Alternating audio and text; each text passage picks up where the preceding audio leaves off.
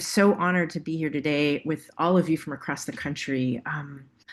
Before we get started, as Linda mentioned, there's just so much going on right now, and I'd like to invite everybody just to take a breath to acknowledge how much is happening both in our country and across the world. The terrible devastation of the flooding in Texas, the conflicts in the Middle East and Ukraine and elsewhere, the recent Supreme Court decisions, the passage of legislation that will hurt so many people in our country, and so much more. I invite you just to take a moment to acknowledge all of that and to reconnect with why the work that all of you are doing are so very important.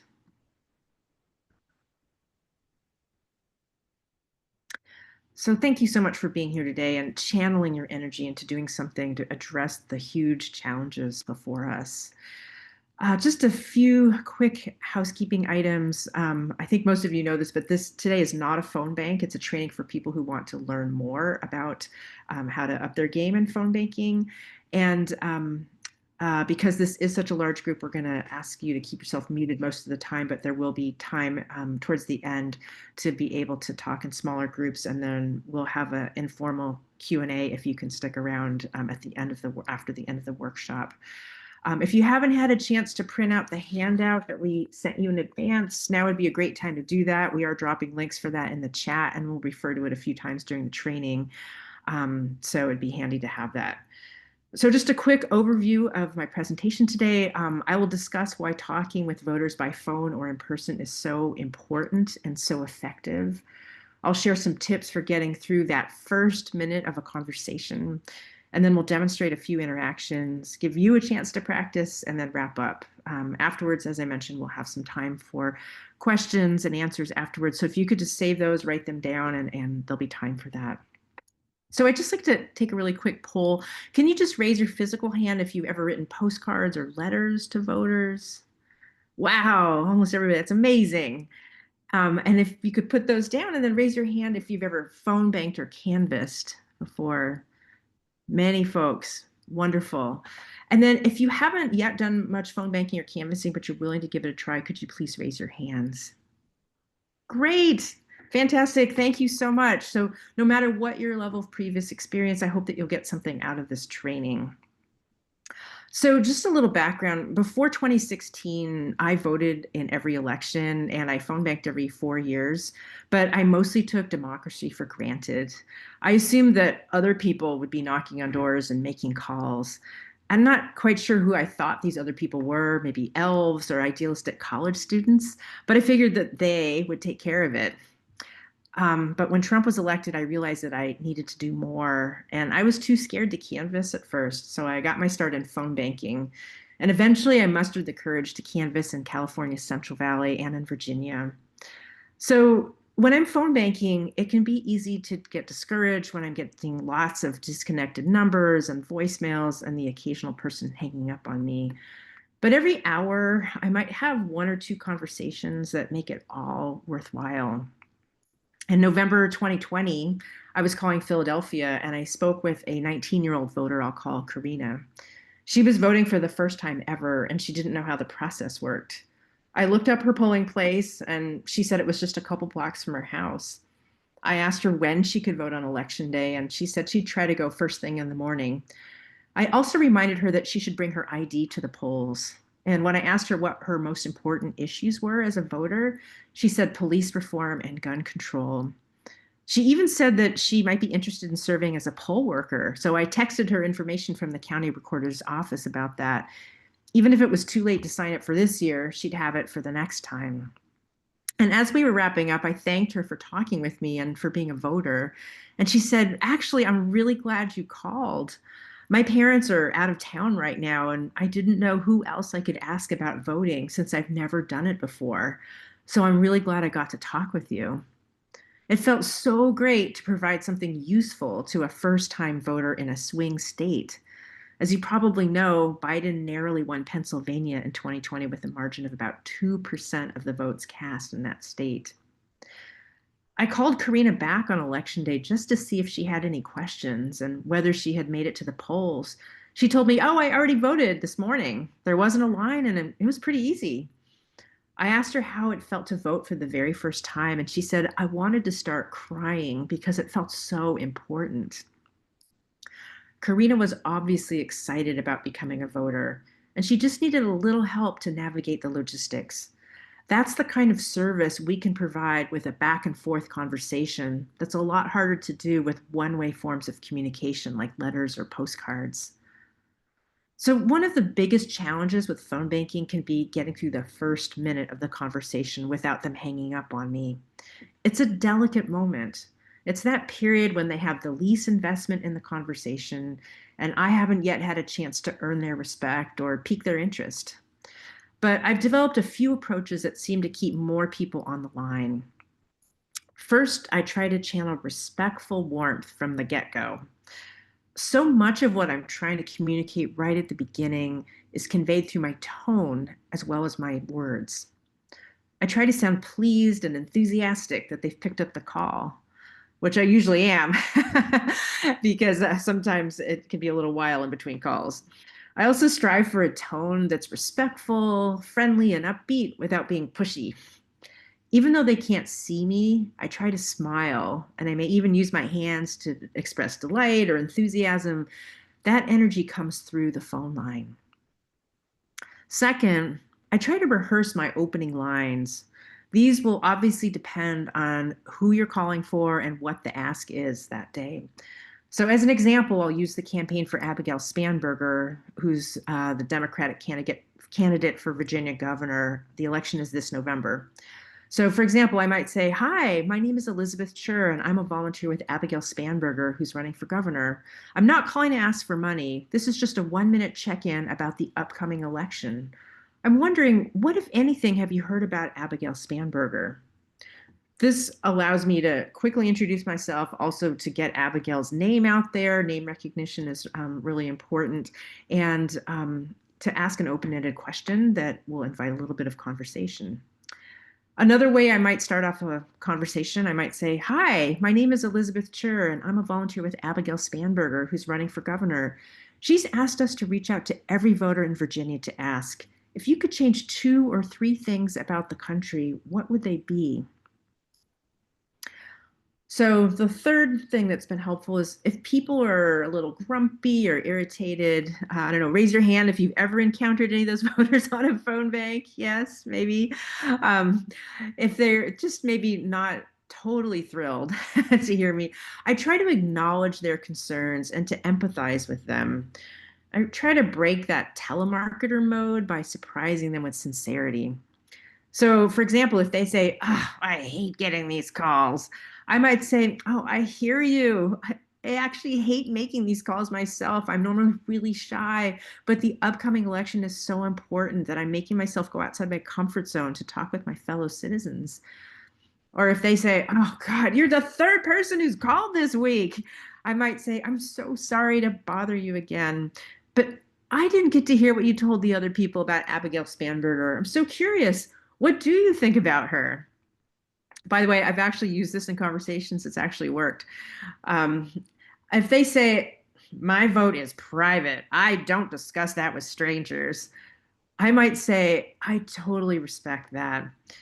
Setting aside the specific candidates in this race, I'm wondering if you'd be willing to talk about some of the issues that are most important to you. Sometimes people who don't feel comfortable coming right out and declaring how they're voting, they might be willing to share some of their thoughts about what's top of mind for them. And from that, I can maybe piece together an idea of where their sympathies lie and how committed they are to voting. So if they are a bit grumpy or spicy with you, it may be tempting to respond in kind. Try to avoid that temptation. Of course, if they are abusive or they use foul language, just hang up. You should never, ever put up with that kind of behavior. But if they're just a little irritated, try to put yourself in their shoes. They might be running late to work or dealing with a sick family member or just really tired of hearing about all the hard things happening in the world. Staying as calm and friendly as you can may encourage a more positive response from them, but I know it definitely makes me feel better about the interaction, however it goes. So, a few other things. I want to share three magic phrases that I often use. This is a little beyond the first minute, but these are just handy to have in my back pocket. One of them, and I mentioned this earlier, but this is a great opening question. Like, if you could change two or three things about the country, what would they be? That really invites conversation. It signals to them that I'm not just out like, can we count on your vote before we've even had a conversation? But I am surprised. People say it's hokey, but like a lot of people actually respond to this question. And if they say, I have no idea, I might ask it a slightly different way, like, oh, well, what keeps you up at night? Or even like, if you were in an elevator with the president for 2 minutes, what would you tell him? That kind of helps me find out what's most important to them. Another phrase that's really handy is sometimes people might just say, I can't talk to you. My mom just died, or, something really hard. And I just would say, wow, I'm so sorry to hear that. Or, wow, that sounds really hard. That sounds really challenging. Just taking the time to acknowledge what they're going through helps to demonstrate empathy, and it can help bring that conversation down from the head to the heart. And the third phrase that's really helped me a lot is no matter what they say, might be way out there or just kind of intriguing, might say, "Oh, interesting. Tell me more about that." And even if I really disagree with them at the get-go, I really try to bring my curiosity to that conversation. I try to view the voter like an anthropologist might. This is a really interesting person, very different life experience, and I have the opportunity to just find out a little bit more about their world if I bring my curiosity in a non-judgmental, friendly way. And the beauty of these phrases is, we are often calling people from a wide variety of political backgrounds, and these phrases are nonpartisan and they work in almost any situation with any voter. And they also can buy me some time if I'm not quite sure what to say next. So to help demonstrate some of this, I'm wondering if there is anybody from the audience that does have a copy of the handout in front of them, would be willing to role play with me a little bit. I can be the phone banker and you can be the voter who's maybe not thrilled to be getting this call. If there's someone who'd be willing to kind of play along with me, please raise your hand using in the reactions tab, the raise hand feature. And I'd love a buddy up on the virtual stage here. Anna, is it Anna? Okay, let's see if we can get you unmuted. Great. So, let's see. Can you tell me how you pronounce your name? Anna is fine, or my husband calls me Anna, my dad calls me Anna Maria. So Anna Maria, okay. Which do you prefer? you can just say Anna. Okay. Could I call you Anna then? Is that all right? Sure. Okay. All right. So do you sort of have your idea of who your character is? So I'm going to be calling you, and maybe you're from this handout, you can maybe pick one or more of these phrases about kind of some reasons why it might be a little hard to get that conversation going, and just give me a chance to practice some of my lines. Does that sound good? Sure. Okay. All right. So ring ring. Hello. Hi, may I speak with Anna, please? This is she. Hi, my name is Elizabeth Chur, and I'm a volunteer with Abigail Spanberger, the Democratic candidate for governor. I'm not calling to ask for money. This is just a 1-minute check-in call about the election. I'm really, really busy right now. I just got in. I've been taking my dad to doctor's visits all day. Oh, I'm so I'm sorry. exhausted. I bet you are. That sounds like a lot. I'm so sorry to catch you at a bad moment. I'm just wondering, I'll make this really quick. I just wanted to make sure you had some information about the upcoming election. Okay. Oh, great. Wonderful. Well, Abigail Spanberger is curious to know from folks in the community, if you could change two or three things about the country to make it better, what would they be? Get a new president. No. Sounds good to me. Get a new Congress. Oh, I'm on board. Maybe we'll throw in the Supreme Court with that. No, I don't know. I mean, how about when Democrats or get a Congress that works to make sure that the norms that we've known all our lives are codified, because apparently nobody cares about them anymore. Yeah, I hear you. Tell me more about that. Well, I have family in Texas. We have a governor that's just god awful, and he's getting ready to do redistricting. We're not even we're well beyond the census, but I think he's just trying to do that so Congress can have their way and keep the orange Cheeto happy. All right. All right. I'm going to call timeout. Thank you so much, Anna. That's great. You were actually pretty easy on me. I appreciate that. That's a little Sorry, beyond the first time. it's hard for me to be mean. Well, that's the kind of voter we like to talk to. But I can tell you, I have been on the other end where you are. Yes, yes. Well, thank you so much for helping just to demo a few of those things. I think sometimes just getting through that first little bit, gets us over the hump. Then we can have a kind of friendlier or just a more in-depth conversation. So thank you so much for kind of being my buddy up here. I wonder if we could do maybe one more round of demo now with a couple volunteers. Again, if there are a couple people in the audience that have a copy of the handout ready, this time the two of you can play the voter and volunteer. And with your permission, for the person who's playing the volunteer role, I can kind of whisper things in your ear if there are any suggestions or if you need some help. Lisa Kaplowitz is willing to do this. That's awesome. And is there maybe a second person that would be willing to buddy up with her? If so, just go to the reactions tab and raise your hand. Is there? Oh, Vicky. Vicky Lee. Okay, that's fantastic. So let's see. Victoria Levy, if it's possible to unmute. No. Unmute. I think it's a different Vicky. Oh, I think there's a different Vicky, no? okay. Are you willing to do this or? Oh yes, I'm willing to do it, sure. But let me. Okay. Okay, sure. Just a second. Let me just get myself situated here, there. Okay. Okay. Let's see. How about for the purposes of this, Lisa, since your name comes first in the alphabet, how about you start out, or you can just be the volunteer, and then Vicky can be our slightly um, skeptical voter. How about that? And then if I have any ideas, or Lisa, is it okay if I maybe pause the conversation once or twice if I have some ideas about what I might do in that situation if you get stuck? Oh, Lisa, I think your video might be a little slow because you're freezing up a little bit. Elizabeth, can you just pause for a moment and Absolutely. let us fix the pinning? Absolutely. Yeah. And Lisa, I'm wondering just because the sound quality is going to be kind of important for this demo, is it possible to cut your video and maybe the sound because you're kind of a little bit in stop motion here. Can you just say something, Lisa, maybe, and we'll see if the audio is coming through pretty well. Hear me now? Yes, I can hear you good. Okay, it's fine without the picture. Okay, great. That's kind of like phone banking, right? So, Right. all right. So, Lisa, why don't you start out making the call to Victoria? Okay.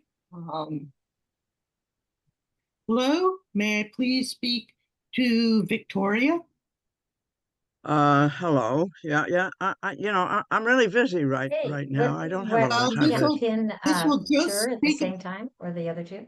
This will just take a minute. I just want to talk to you briefly. Okay. Calling on behalf of Abigail Spanberger, who's running for governor. This isn't about money, but I'm really interested in what issues are really most important to you here in the Commonwealth. I got to tell you something. I really don't feel like talking about this stuff. I can't stand getting these calls. People are calling all the time about this I stuff. Really. know, I understand. I get calls like this also, and believe me, this isn't fun, but it's important. There's a really important election coming up. It makes all the difference in Virginia. Can I just pause for 1 second? So, Lisa, great job so far navigating that. If I could just make a suggestion that maybe to just affirm, just kind of reflect back a little bit more when somebody says, "Oh, I hate getting these calls," to try to channel some empathy of like, "Oh yeah." So it doesn't become about you. It's sort of like, "Wow, I hear you." Like, Yeah. it Okay. it is annoying to get these calls, and so thank you so much for picking up, or something like that. It's subtle, That but sounds good. That okay. sounds good. So can you rewind maybe like 15 seconds and just maybe start what Vicky has just said. I get some of these calls. I really don't like them. Well, I understand and I hear you. They can be very annoying. I know you're probably getting other calls, but this is a really important election in Virginia. It's going to make a big difference for us. Can I have you think about, anyway, the most important issues for you here in Virginia? I got to tell you something. I got to tell you something. That's why I get so fed up with these calls because I'm absolutely terrified, and I'm terrified. I can't stand the cruelty that's going on. I just can't stand it, and I don't know why more people aren't doing something. You're calling people. What am I going to do about it? It's just terrifying. Well, okay. What would you, what would be the most important things that Abigail Spanberger could do as governor here in Virginia? For one thing, she can make sure that nobody cooperates with ICE. She can make sure about that. You know, all these governors, they're so scared about losing federal grants. They don't stand up for the right thing. I understand, and you're correct. That is a really good point. What else would you like her to do? Well, you know, Virginia, they fired all these people in Virginia. You know, they fired, we got all these government people, these army people here. What is she going to do about that? And, and, Well, and, you know, so you're calling me, what can I do? I'm feeling frustrated. What can I do? well, you're bringing up some really important points. The most important thing for now is to make sure that you vote. Um, and we have early voting in Virginia, so you don't have to wait until November 4th. Um, but also, you can talk to your friends.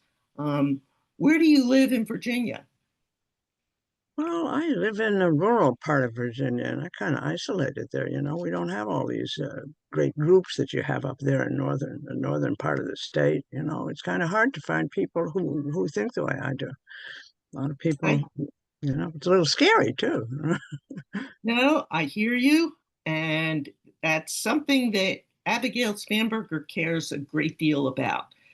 She's worked a lot about rural issues, and it's very important here in Virginia. We have a lot of rural parts of the state. What can she do in your area? Can I just pause one thing? You both are doing an excellent job, and Lisa, it's so great at drawing her out. Just one little tiny thing is, when Victoria is expressed, it's kind of scary here.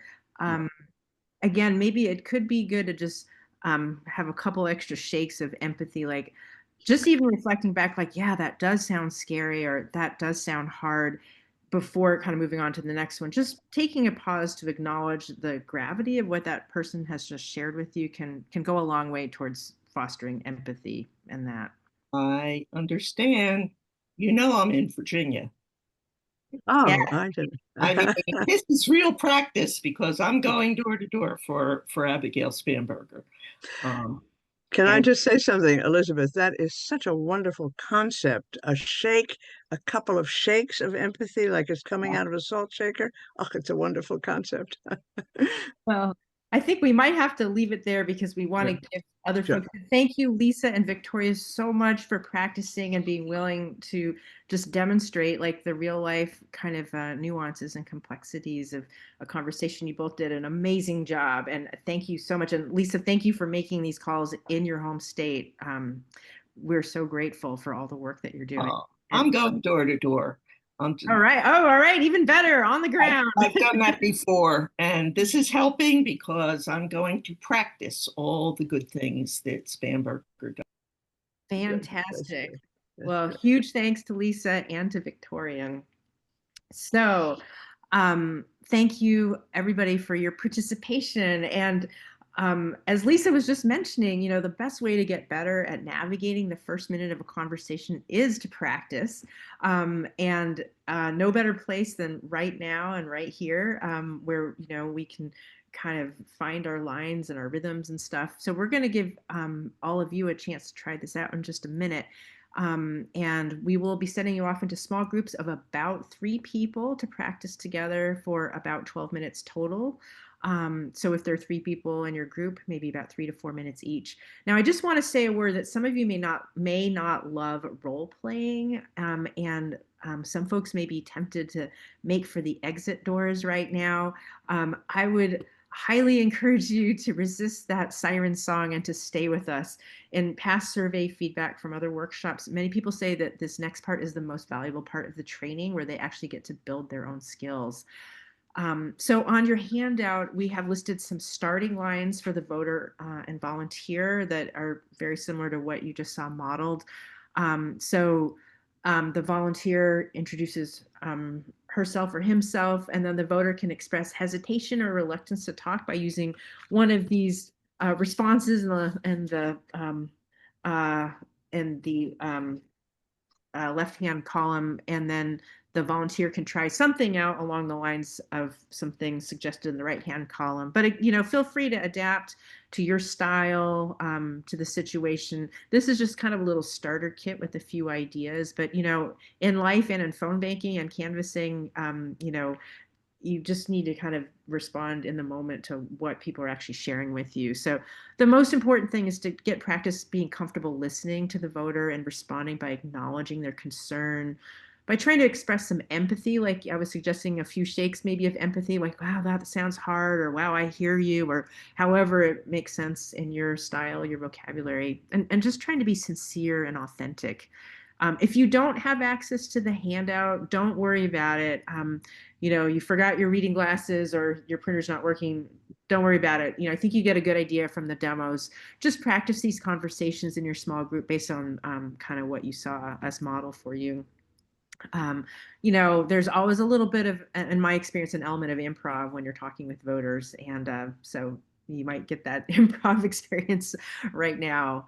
We will have a little bit of time to debrief the experience when we all come back before wrapping up. And if you happen to end up in a room by yourself, or you're having any technical issues, just come back to this main room by pressing the leave breakout room, and we'll help you out. So we'll see you back here in about 12 minutes.